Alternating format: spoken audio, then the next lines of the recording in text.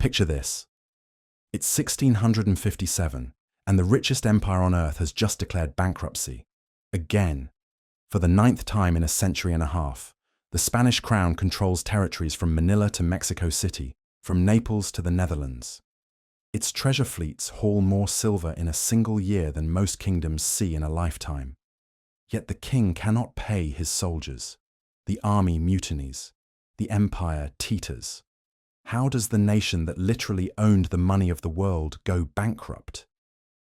The answer will shatter everything you thought you knew about wealth. Between 1503 and 1660, Spain received 16,887 metric tons of silver and 181 metric tons of gold from the Americas. The largest transfer of precious metals in human history. By 1750, economic analysis would reveal something impossible. Spain's economy was 40% smaller than if they had never found the treasure at all. Not 40% larger, 40% smaller. The gold didn't make Spain rich. It destroyed Spain. And the mechanisms of that destruction, diagnosed in real time by Spanish writers themselves, represent history's most dramatic case of what modern economists call the resource curse. This is the story of how apparent blessing became genuine catastrophe, how treasure became poison, and how the greatest windfall in history purchased the annihilation of the empire that received it. The nightmare began with a mountain, 1545, high in the Bolivian Andes, at an altitude where the air itself feels thin and hostile. Spanish prospectors stumble upon something that shouldn't exist. Cerro Rico, the rich mountain. It's not a mountain containing silver ore. It's a mountain made of silver. A geological anomaly so rich that you can practically see the metal glinting in the exposed rock faces. Within years, a city explodes into existence at its base.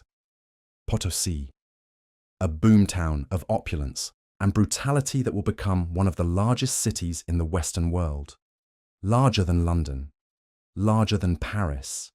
A place where, according to contemporary accounts, a pound of grapes sold for a pound of silver, where the streets ran with the blood of indigenous workers forced into the mines under the adapted mitre system, a labour draft that funneled thousands into the mountain's killing shafts. The scale of extraction defies comprehension. At peak production, around 1591 to 1595, the Spanish-American mines were producing 272,705 kilograms of silver annually, nearly 300 tons every single year. Potosí alone accounted for 60% of global silver output by 1600. This wasn't just mining. This was the systematic extraction of a significant portion of Earth's accessible silver, concentrated in Spanish hands over a 150-year period. The treasure arrived in Seville in spectacle. Twice yearly, the treasure fleets, the Flota de Indias, would appear on the horizon. Heavily armed galleons groaning under the weight of silver bars, protected from English privateers and Dutch rebels by walls of cannons and prayers to the Virgin. When the ships docked on the Guadalquivir River, the scene arrested the attention of the entire continent. The chronicler Alonso de Morgado described it in 1587.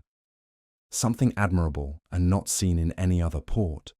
Several carts, each pulled by 4 oxen, bringing American silver and gold bars from the river to the House of Trade.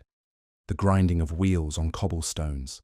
The gleam of metal in Spanish sunlight. The sense that God himself had chosen Spain for dominion. The peso de ocho, minted from this silver, became the world's first global currency, accepted from Amsterdam to China. Spanish silver quite literally became the money of the world. And that's when the poison started working. If you're enjoying this deep dive into how wealth destroyed an empire, hit that subscribe button. We're myth-busting history's biggest misconceptions, and you won't want to miss what's coming next, because the mechanisms that destroyed Spain are still destroying nations today. The first symptom appeared immediately. Prices started rising, not slowly, not imperceptibly, but in a sustained surge that Spanish economists watched with growing horror. Between 1500 and 1650, prices in Spain quadrupled. Wheat in New Castile rose from 7.5 maravedis per fanega in 1500 to over 30 maravedis by 1600.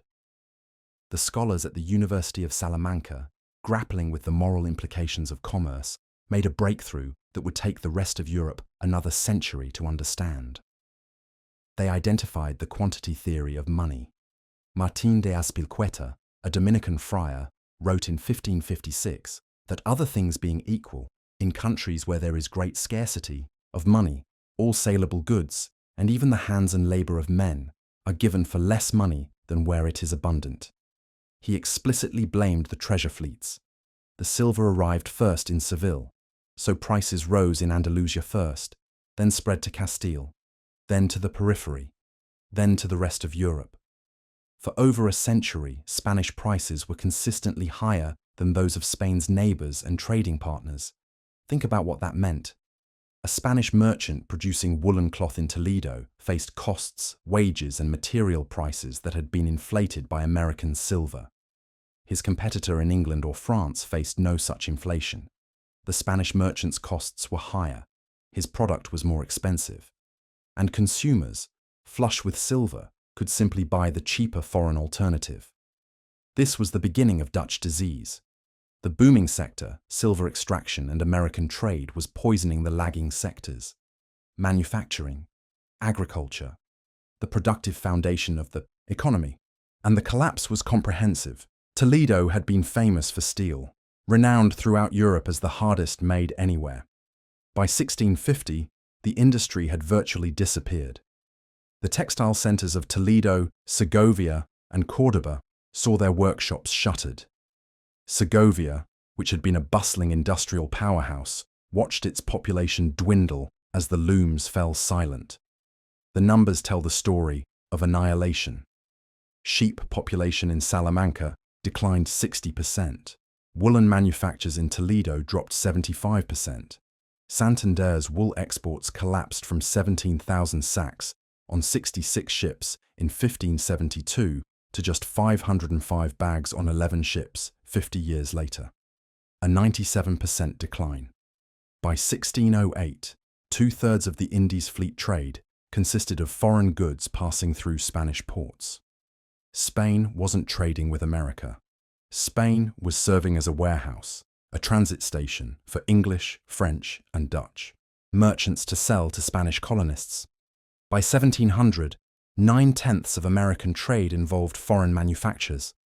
At Cadiz, Spain's primary port, only 12 of 84 commercial houses were Spanish. The empire had become a conduit, a bridge across which treasure passed to enrich Spain's rivals while domestic industry died. But why? Why couldn't Spain simply use the silver to build industries, to compete, to invest in manufacturing that could match foreign production? Because the silver was already spent, before it even arrived. The Spanish crown's relationship with debt represents one of history's most spectacular fiscal disasters.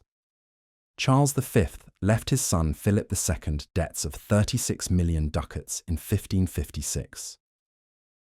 By Philip's death in 1598, this had exploded to 80 million ducats, a 22-fold increase from 1516.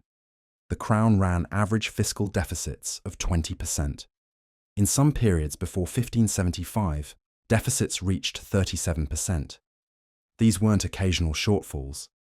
This was structural insolvency masked by the promise of next year's treasure fleet. To bridge the gap between immediate military needs and the arrival of silver, the crown borrowed from international bankers through asientos, short-term loan contracts. The interest rates were brutal. 12 to 15% was common. In crisis periods, rates hit 48%. The Genoese banking families became Spain's true masters. The Spinola family alone provided 17 million ducats across 98 loan contracts. The top 10 banking families controlled over 70% of all loans. The top 20 controlled 86%. And here's the truly devastating mechanism. When Spain declared bankruptcy, which happened 13 times between 1500 and 1900, it wasn't actually default in the modern sense. It was debt restructuring. The king would suspend payment on the short term, asientos, and force the bankers to swap them for long-term juros, government bonds backed by specific tax revenues. The bankers lost liquidity but gained perpetual income streams secured by the taxes of Castile. They were essentially betting that the silver would keep flowing, and they were right. For a long time, they were right. By the early 17th century, 40 to 50% of annual crown revenue was consumed servicing debt before any governance could occur. The 1621 royal budget tells the entire story. Of 15 million ducats total, 7.5 million, 50%, went to debt servicing. 4.5 million, 30%, to military expenses, leaving just 3 million, 20%, to actually govern the realm. The crown routinely pledged silver to bankers before treasure fleets had even left America. The wealth was spoken for before it touched Spanish soil. Spain had become a machine for collecting taxes from Castilian peasants and transferring them to Genoese bankers. And what were those taxes paying for? War. Endless, ruinous, unwinnable war. Philip II was at war every single year of his 42-year reign. Every single year. The 80 Years' War against Dutch independence cost 1.2 million florins monthly at peak operations. The 1588 Spanish Armada, the failed invasion of England, had a budget of 3.5 million ducats. Actual costs reached 10 million ducats. Approximately 2 years of total revenue spent on a single campaign that ended in catastrophic failure. The 30 Years' War pushed military spending to 13 million ducats annually by 1647. Government spending increased 150% between 1615 and 1625, while income rose only 25%. The Army of Flanders alone illustrates the fiscal impossibility. Its commander wrote in 1574 that no treasury in the world would be equal to the cost of this war. By 1622, maintaining defensive positions required 48,000 men. Spain increased the force to 60,000. 3 million ducats transferred annually from the Spanish to the Dutch economy as Spanish mercenaries spent their pay in Flanders. Think about that. Spain was literally financing the local economies that enriched its enemies, paying soldiers to fight the Dutch while those soldiers bought bread, beer, and boots from Dutch merchants. The silver flowed out of Spain through soldiers' hands into the pockets of the people Spain was trying to conquer. And when the treasury ran dry, when the bankers demanded payment and the treasure fleet was delayed by storms, the army mutinied. The most catastrophic example came in 1576, following the bankruptcy of 1575. The army of Flanders, unpaid for months, starving and desperate, turned on the city they were supposed to protect. Antwerp, the commercial capital of Northern Europe, the wealthiest city in the Spanish Netherlands. The Spanish Fury, they called it. The mutineers sacked Antwerp for 3 days. Thousands died. The commercial heart of the city was gutted. The southern Catholic provinces, who might have remained loyal to Spain, were permanently alienated. It was a self-inflicted wound caused directly by fiscal failure. Spain couldn't pay its own army, so its own army destroyed Spain's most valuable economic asset. The treasure that was supposed to fund hegemony was instead purchasing collapse. But here's what makes this tragedy truly stunning. The Spanish knew. They understood what was happening. They diagnosed it in real time. And they were powerless to stop it. A group of economic thinkers called the Richest produced thousands of memorials analyzing Spain's decline. Their diagnosis was often startlingly modern, anticipating economic theories that wouldn't be formalized for another 300 years. Martín González de Chelarigo wrote in 1600 that our Spain has set her eyes so strongly on the business of the Indies, from where she obtains gold and silver, that she has forsaken the care of her own kingdoms. He identified the core delusion. The effect of an apparently endless flow of American silver into Seville had been to create a false sense of wealth as consisting of gold and silver, whereas true wealth lay in productive investment.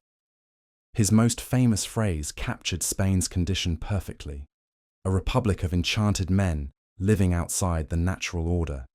Spain had been bewitched by its own treasure.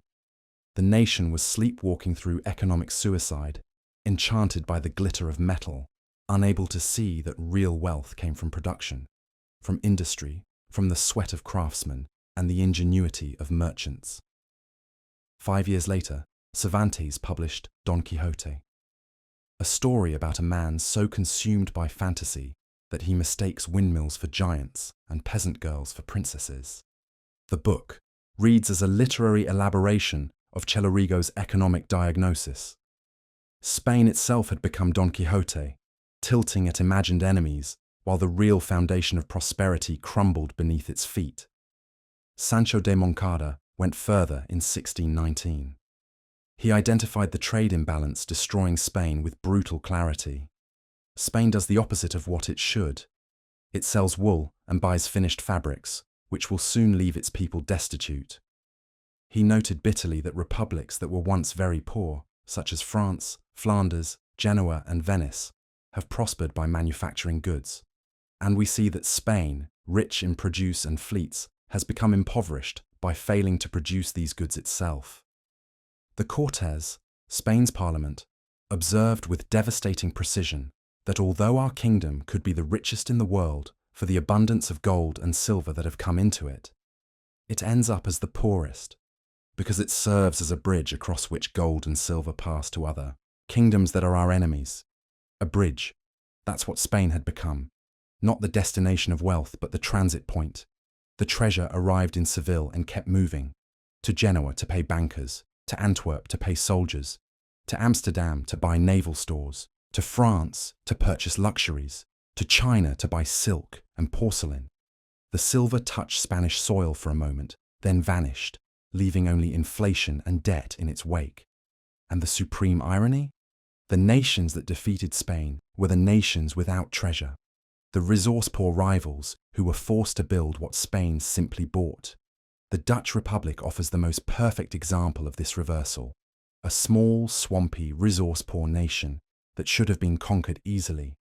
Instead, by 1670, the Netherlands owned 568,000 tons of shipping, approximately half of all European shipping combined. They achieved possibly the highest standard of living in Europe, and probably the world, by mid-17th century. How? They invested in what Spain ignored, the world's first publicly traded company, the VOC, in 1602, the first modern central bank, the Bank of Amsterdam, in 1609, the first regulated stock exchange, efficient Floyd cargo ships that revolutionized maritime trade, massive textile industries. Leiden alone produced 130,000 pieces of cloth annually by the 1660s. Amsterdam's sugar refineries grew from 3 in 1605 to 50 by 1662. Religious tolerance attracted skilled Protestant refugees expelled by Spanish persecution. Spain's loss became Dutch gain. The Huguenot weavers, the Jewish merchants, the Flemish artisans, all fleeing Spanish territories, all bringing their skills to Spain's enemies. And then, in 1628, came the ultimate humiliation. The Dutch captain Piet Hein captured the entire Spanish treasure fleet at Matanzas Bay in Cuba. 177,000 Dutch troy pounds of silver, worth an estimated 56.4 billion euros in today's money. The Dutch West India Company declared a 50% dividend and used the windfall to fund continued war against Spain. With Spain's own treasure, Spain had the silver mines. The Dutch had the economic system to use silver productively. And in that difference lay the entire story of European divergence. England followed a similar path without American silver. English real wages became among the highest in the world by mid-18th century through manufacturing development, constitutional protections for property rights, and colonial trade infrastructure. Not through precious metal extraction. Spanish labour productivity, which stood at 89% of English levels in 1500, had fallen to 70% by 1800. While England was industrialising, building the foundations for the Industrial Revolution, Spain was stagnating. The productivity gap, opened by Dutch disease in the 16th century, became a chasm that Spain would not cross for 300 years. In 2022, economists at the University of Manchester did something remarkable. They used modern statistical techniques called synthetic control methodology to answer a counterfactual question. What would Spain's economy have looked like if it had never received American treasure? The answer is devastating. By 1750, Spain's GDP per capita was 40% lower than it would have been had Spain never received American silver. Not 40% higher, 40% lower. The price level had increased up to 200% above what it should have been. Spain experienced a brief boom. GDP per capita roughly 40% above the counterfactual by 1600. But this proved illusory, a sugar rush that masked the underlying metabolic collapse. Spanish GDP per capita peaked in the 1570s and did not recover to that level until the early 19th century. More than 200 years of stagnation triggered by apparent wealth. The population tells a parallel story of decline, mass expulsions. 300,000 Moriscos, the descendants of converted Muslims, expelled in 1609. An act of religious purity that was economic suicide. The Moriscos were the agricultural backbone of Valencia and Aragon, experts in irrigation and horticulture. Their expulsion stripped Valencia of 1/3 of its population. Agricultural output collapsed. The region did not recover its demographic or economic vitality for nearly a century. Plague ravaged the population. The Great Plague of 1598 to 1602 killed nearly 500,000 people in Castile. Emigration to America drained young men from the peninsula, and economic hardship drove people into the only secure institutions, the church and the bureaucracy. By 1660, 200,000 Spaniards had entered the clergy. The church owned 20% of all Spanish land.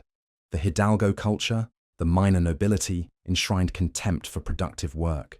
Foreign observers noted that Spaniards would rather starve than work. Manual labor, commerce, trade, these were seen as beneath the dignity of a true Spaniard.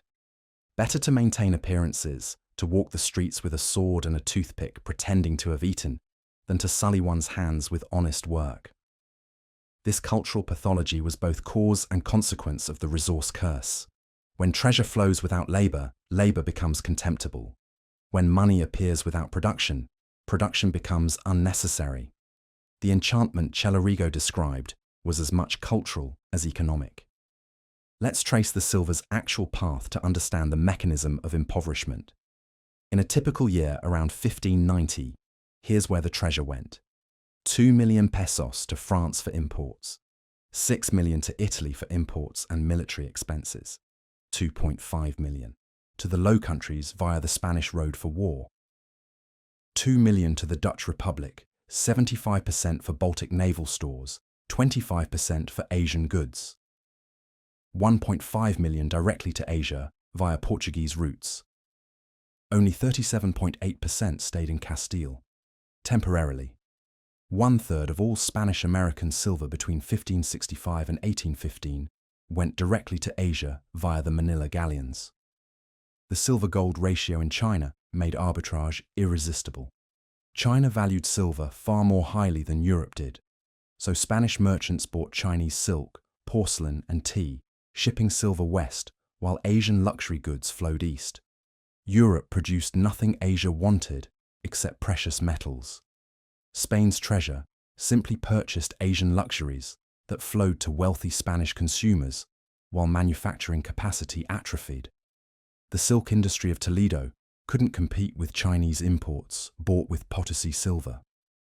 Spanish metalworkers couldn't match Asian craftsmanship purchased with American treasure. The treasure was destroying the very industries it should have supported.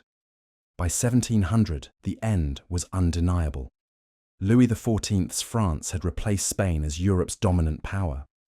The War of Spanish Succession, triggered by the death of the last Habsburg king, the pitifully inbred Charles II, saw European powers literally carving up Spanish territories like a carcass.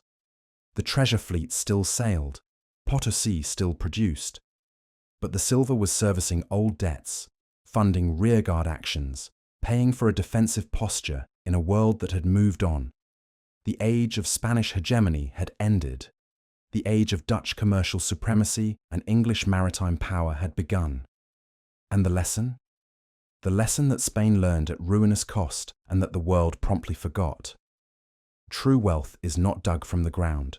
It is created by human hands and human minds, by craftsmen and merchants, by institutions that protect property, rights, and encourage innovation, by educational systems that cultivate skill, by cultures that honor productive work rather than rent-seeking and military glory. The resource curse that destroyed Spain has repeated throughout history. Oil in Venezuela, diamonds in Sierra Leone, natural gas in the Netherlands in the 1970s, which literally gave the phenomenon its name.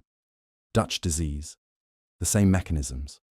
Currency appreciation, import surges, deindustrialization, debt, institutional decay. Spain's experience offers the clearest documented case because the timescale was so extended and the documentation so thorough. The arbitristas left a paper trail of warnings. The fiscal records show the inexorable accumulation of debt. The trade statistics document the collapse of domestic industry. The population data reveals the demographic catastrophe. And now, modern economic analysis can quantify what contemporaries could only intuit.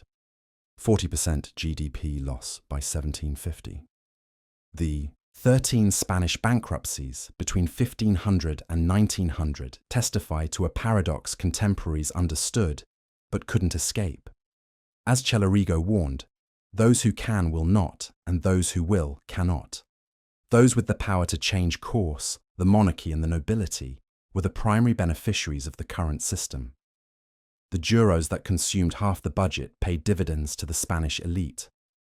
The military spending that bankrupted the treasury employed the hidalgos.